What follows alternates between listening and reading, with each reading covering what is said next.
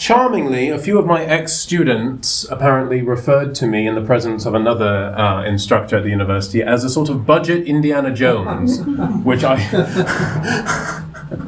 I can tell them exactly what the budget was as well. But I thought that was very charming and very interesting, and it sort of gets at this idea of...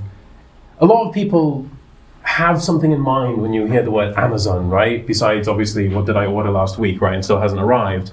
But, as a place of mystery, right? A place of sort of myth, a timelessness, right?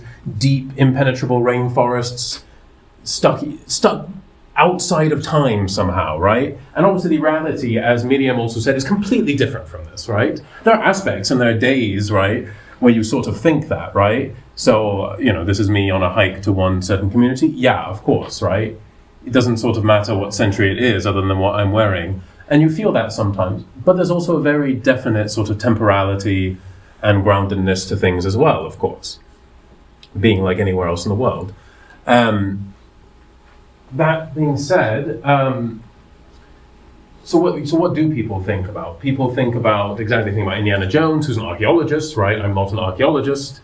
Think about adventure. I would argue, and I think Miriam's presentation also hinted at that there is a great sense of adventure still left in the Amazon, by the people who live there and also the people who travel there from outside. But specifically, I work with cultures and languages. I'm very interested in human psychology, human languages, over time, space, historical depth, but also geographically, from anywhere in the world to anywhere else in the world. What do people have in common? And what do we not have in common, right? What are the things that make each place unique, have its own character, its own soul, for lack of a better word? So I knew I always wanted to do cross-cultural work, and I'd been working with European cultures. I had a BA in history, right? I did like Latin at school, all this stuff, right? And I was really leaning towards East Asia, and then I fell into a crowd of Amazonianists and South Americanists in general. In the Netherlands, actually. So I went to the Netherlands. I thought I was going to go do Dutch stuff, and then I did in my free time, right? But then I ended up going, no, never mind. I just got here, but let's go back to the Americas. And my first professional conference was in Lima, right? So there you go. Life is funny that way, right? And one thing that's super interesting about the Amazon, right? That is just endlessly fascinating. It's just how many cultures and languages there are, right? Because we can easily say Amazonian as if it's this monolith, right? We sort of other them and we go, oh, well, it's in Amazonia, right? Sort of the way we talk about Africa, right? Africa is one of the world's most diverse places ever, right? And yet we go, oh, Africa, like it's a country, right? And to some extent, the same is true of South America. And although the Spanish-based, the Hispanic cultures of Latin America, of course, do share something recent, i.e. Spanish colonialism, right? The indigenous cultures have this deep diversity as well, right? So at the risk of destroying everything with another link, I wanted to just show you that. This is South America, right? I mean, behold, right? Look at that. I mean, we don't even know where we are, right? You have to really intimately know the geography of South America to go, okay, well, where's Ecuador? Where does that end and Brazil start? Or Peru start, or Brazil, etc., you name it. We can zoom into that a little bit. So some of the cultures and languages I worked with, right, the people I worked with were the Bora, the Achuar, Niche, Quechua Lamista, etc., over this actually quite expansive territory, right? Amazonia as a whole is larger than Western Europe, right? And I just focused on a tiny chunk of it, but it still covers days and days of travel, and you see just overlapping, interwoven everything. It's not quite like Europe, right? It's not as clear cut, or as people would say in this country, cookie cutter, right? Kind of languages like that, like, oh, here's French, then German, and whatever, right? Not at all. There's great diversity in Europe too, but there's even more of this kind of diversity once you get outside of the Western world, I think. And so it's a fascinating place to go. And we don't even know why there are so many languages in the Americas. It was settled quite recently, right? Allegedly, like 15,000 years ago. And yet loads and loads and loads of languages. And so it's a fascinating place, and it defies a lot of expectations we have about the way the world works. So again, I don't need to go in as much into the geography because the nice thing about going after Miriam, who obviously gave a wonderful presentation, is that she did a lot of the housekeeping for me, which is fantastic, right? Both about the ethics of research, right, and ethnographic research, also about the geography, right?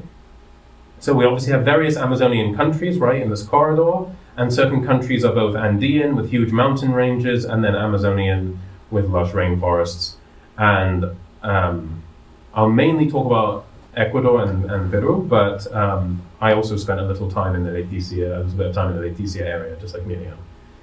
By the way, one of the Amazonian countries is France, right? If you didn't know that, that French Guiana, which actually isn't on the map, but is right there, is literally France, right? So there is an EU border with Brazil, which I always think is super interesting, right? That France's neighbor is Brazil as much as it is Spain or Andorra or Germany. We'll also be traveling to this very edge of Amazonia too. I'm fascinated by these halfway spaces and borders. In Europe I was too. Borders between countries. And in this case, not between countries, but between regions and interactional zones. So that very edge of green there, where the lush rainforest starts to climb up and become the slopes of the Andes. This is a fascinating place, and we'll get to it at the end, so keep tight for that. But it's fascinating. It's one of the only places in the world where you get that quick of a transition, in Ecuador especially. You can even take a taxi from Amazonia to the capital, to the airport in the capital, which is high in the Andes, is the second highest capital in the world, Quito, right, after La Paz, Bolivia, right? It's the second highest capital in the world, and it's a couple of hours, like 6 hours from one city, and I think even 4 from another, and you're there. Incredible. And this is going from lush rainforest, as I say, to like just barren slopes almost. I mean, it's an incredible transition. So we'll talk about that a little too. Right, let's get stuck into it. As I said, there's this kind of romantic longing for Amazonia that we have in Western culture, but it's also at the, very practically, as Miriam also pointed out, at sort of the forefront of climate debates, eco-policy, and it's also the foil, as it were, for Western culture. It's the great other, because although we like to sort of distinguish ourselves in Western culture, maybe against, say, Arabic civilization, Chinese civilization, Indian civilization, to some extent, actually, we've always been in contact, all of these cultures, with each other. Whereas, of course, 1492, Columbus sails the ocean blue, and a whole new world is opened up, right, from the European perspective, right? Of course, it wasn't new to anyone else living there, right?